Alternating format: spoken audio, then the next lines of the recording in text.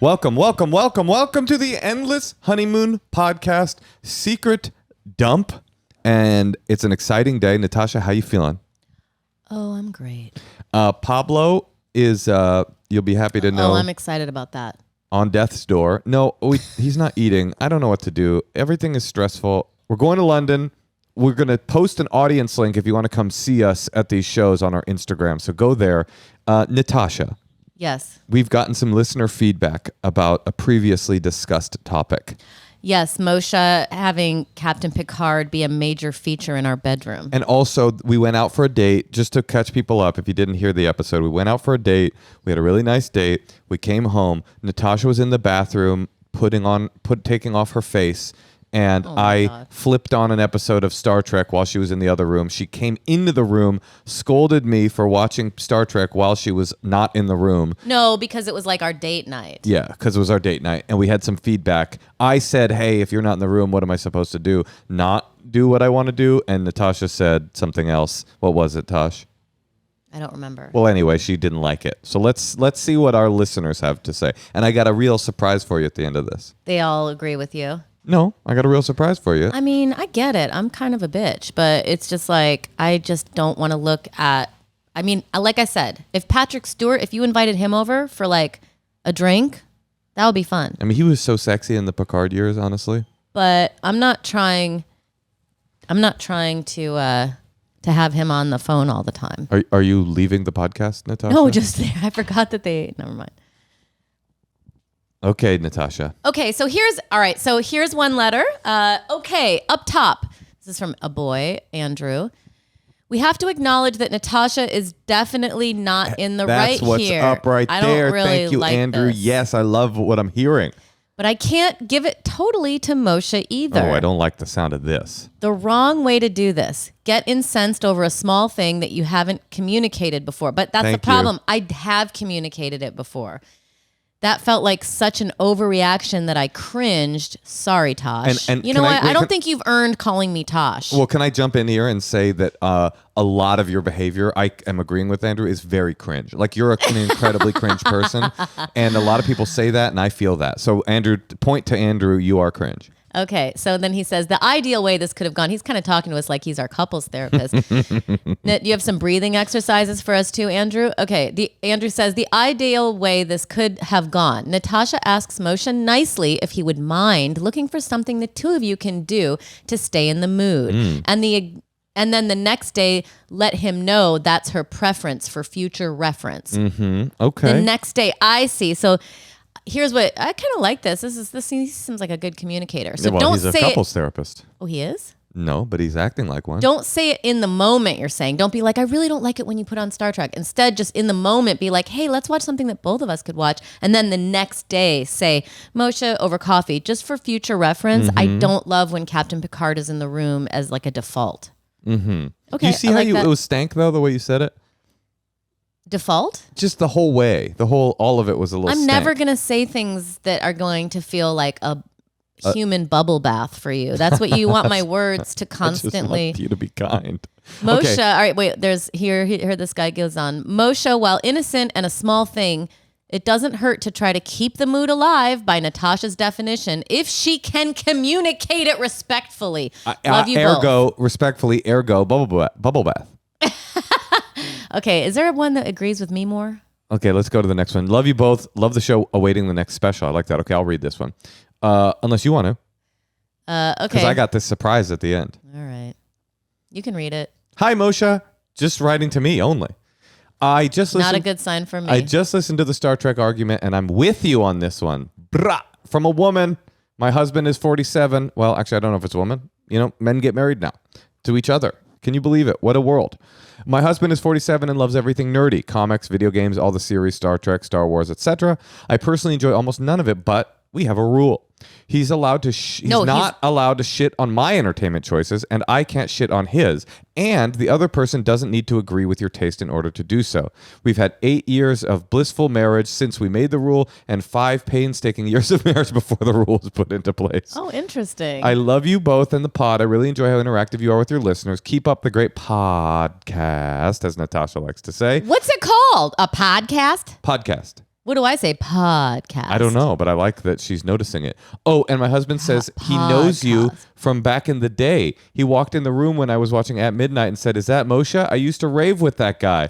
Well, speaking of raving, you guys, the rave is back. I'm mixing every day, and it's sounding better and better. And by the way, Natasha is equally disrespectful to my hobby as a DJ as she is to my fascination with the Federation. Now, Natasha, I had a very difficult time. Here's your surprise. I had a very difficult time wrapping my brain around the logic of what you were asking for until I read a DM from this person. Asking for in terms of the Star Trek? Yeah, just like what the issue was. I was just like, what the fuck do you care what I'm doing when you're literally not in the room? Like I was just having a tough time wrapping my brain around it is all. And then this person, Suzanne Marie, at Ships Passing in the Night on Instagram, who has a kind of an inspirational Instagram, actually. I think she's going through cancer treatment and is like posting her whole journey. And she's also easy on the eyes. So I did go deep into her Instagram. But anyway, maybe I should cut that out. Who knows? What are you going to do? But she says, Moshe, I love you and Natasha. Your podcast gets me through some of my darkest days, which, by the way, that's pretty sweet that somebody that's struggling with cancer is able to find a little bit of lightness through this podcast. Just through listening to our petty bickering, she's able to forget about her thing for a minute. That's nice. But I have to say, I agree with Natasha on this one. R.E. Star Trek After Date Night. Now, I read this, and I was like, I got it. I got what was going on for you psychologically. She says it's possible. So this woman who you don't even know has communicated herself to you. Well, it's like that, better than what I can. Yeah, it's like that. Sometimes an outside perspective allows you to see it from a different pair of eyes. So I finally understood. She says, I think Natasha might have borderline personality disorder. No, she didn't say that. She said, I agree. I think she just wanted to feel special and like you were thinking about her. Waiting until she came into the room to ask what she felt like watching, or choosing something you know she loves or something you both enjoy watching together would have made her feel extra special, I'm sure. I get mad at my husband for stuff like this all the time, but then I remember he's a dude and he can't read my mind. A good lesson for everyone. Men, we just want to feel special all the time. Is that too much to ask? Now, it is too much to ask, but I kind of got what she was saying, and I didn't in the moment understand it, but you were conflating the date night to the rest of the night. And I was just like, I got 15 minutes. Let me check out what Picard's up to. Well, maybe this person is available for me to tell her what's going on between us, and then she can, like Cyrano de Bergerac style. Sounds great. Write the emails to you, tell me what to say to you. Sounds that good. won't offend you. Yeah, well, I'm offended mostly and primarily by offensive language. So that's one way to kind of, it's a good rule of thumb. If you don't want to piss me off, then don't be openly aggressive and make fun of my hobby. All right, well, I'm sorry. Well, I'm sorry too. I should have put something nice on. Hobbies. I should have, right. I got hobbies. You got to get one. My hobby is being a mother. Motherhood. But I'm a father. Dishes, laundry, driving. I'm a father. Making lunches. That's a good hobby I Yeah, have. you're great at that, honey. Making. You're one of the best in the Los Angeles area. Hey, what did she say when I packed her that pickle? She liked it. She liked the pickle. She ate it. Do you know what we got her for lunch for the rest of the week, listeners? Don't tell them. We're a little overwhelmed. We Uber Eats 3 of those packages from Starbucks, the protein packages. We're like one step away from a Happy Meal. You know what, though? I had a realization about this. I don't know if I talked about this on the pod or not. But, I don't know about you. I'm never going to be a with it parent. Ever. I'm never going to be one of these parents that like has it all together, has the Cheez-Its, the micromanages the time, has a spreadsheet. It's just not what I'm going to do. It's not who I'm going to be. And I have made peace with that. Like our kid is getting a different kind of experience of childhood. It's filled with love and adventure and fun. And it maybe isn't filled with scheduling. And it's like, you know what? That's just the way it's going to be. And she's going to have the life that she's going to have. And I think she's pretty happy. When I talk to her at night, she seems like she really likes us. So what are you going to do? She's never complained and said, Mommy, Daddy, I wish there was just a tad bit more structure. I want structure. All right, let's listen to some secrets. Hi, Moshe and Tasha. This is, I say Richard from New Hampshire. I was You're not listening to a supposed lot to of tell your us your secret name. secret episodes, and one came to mind, and it was when I was around 10 years old. I had gotten this science kit with like vials and test strips, and it was all fake, but regardless, I had some urge to collect my dog's shit from the backyard.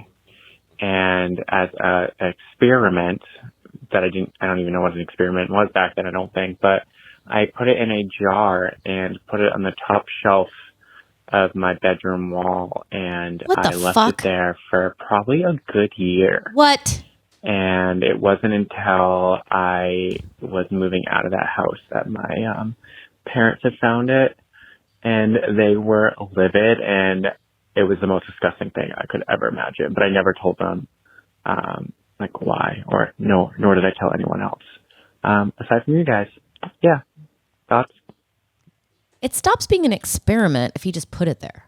I mean, as an experiment, don't you need to like check back on it and write in your graph paper like how it's doing? I mean, this person's parents were livid, and they could have had somebody that was curing the next great pandemic if they had just engendered a spirit of whimsy and scientific discovery in our caller.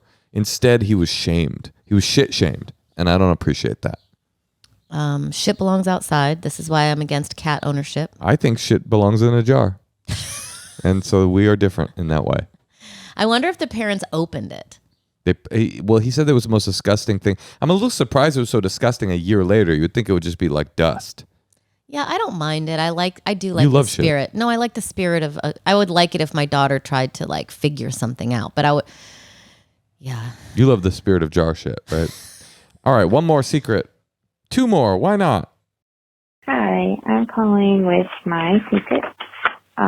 I recently told my boyfriend that I lost his Amazon Prime password for watching videos so that I could log into his Amazon Prime account and send myself gift receipts for the crappy Christmas gifts that I got.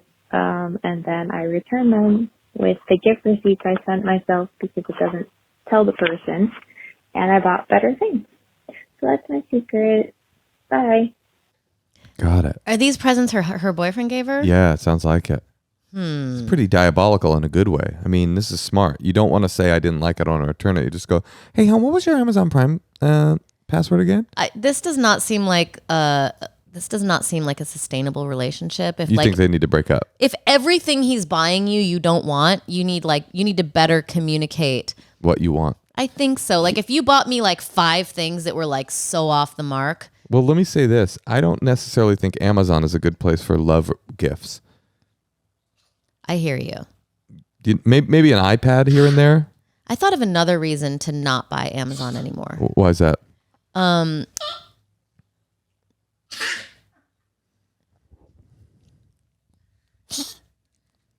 Can you not mock my dogs? He has something to say. Yes, Pablo?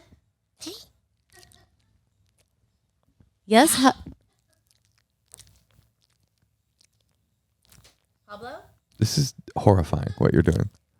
He's got a medical condition. All right, Natasha, stop it. All right, that's enough. That's enough. No mocking my dog's little cough. Okay.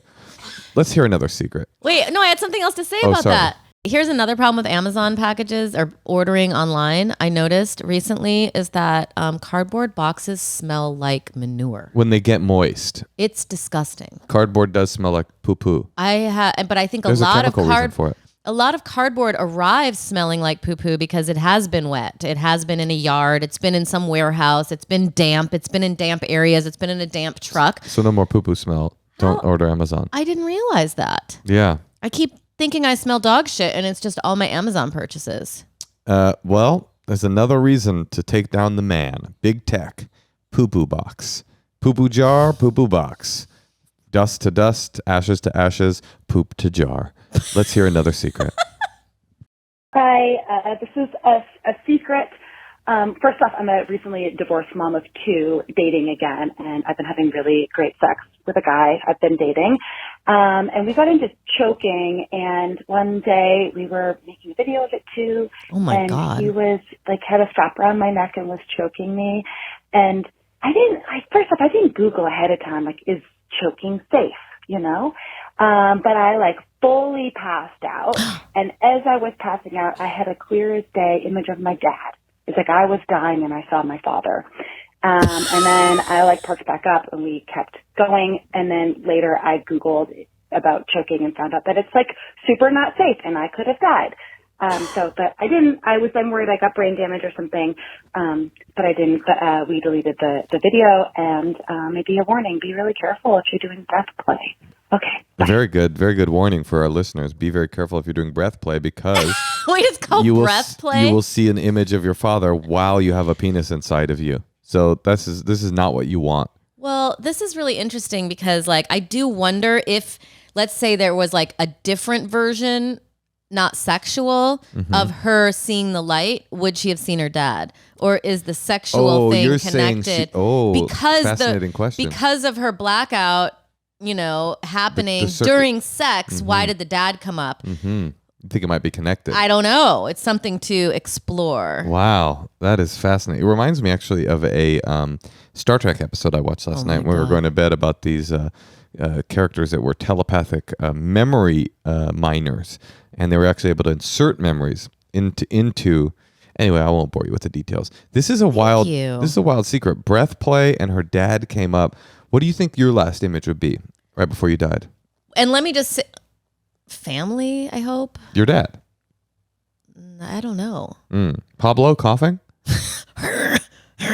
Poor Pablo. I will say though that that's brave. Videotaping yourself getting choked. I mean, I would not do that. I would definitely not delete the video where I passed out. I would have kept that forever. I mean, that's straight up comedy gold right there. How do you choke somebody in a safe way? I don't know the answer to that. Breath play. I don't know. Yeah. It's also become weird to Google anything. Mm-hmm. Like I don't want to Google breath play death dad. I don't want the algorithms, haunting me. Well, we would like to haunt you with content. You can be on our show by emailing us endlesshoneymoonpod@gmail.com. Or call the secret hotline. Be a part of it. We need more secrets. 212-8608. And honestly, it feels good. I have a, speaking of this choking fantasy, I have a challenge for our listeners. If you've been wondering of a secret you could leave, why don't you call and tell us? It doesn't have to be a secret. What's the wildest thing you've ever done sexually? What's your wildest sexual encounter? We would love to hear it. You can support our podcast by joining our Patreon. For as little as $5 a month, you can get ad-free episodes. You can get all kinds of fun bonus content. Go to Patreon/Endless Honeymoon. And our first dinner party is coming up. It is. That'll be fun. Also, we're on YouTube. Also, our producer subscribe. Looks like you always say that, and it's it's my thing. It's not your thing. It's something you stole from an 8-year-old boy from Nick Thune's son. And now it's my thing. Okay. Subscribe. When I hear YouTube, that's what I say. Apple Podcasts, Spotify, rate and review. Podcasts. Yeah, rate and review us. And we love you, and I love you, Natasha. I love you too. Goodbye.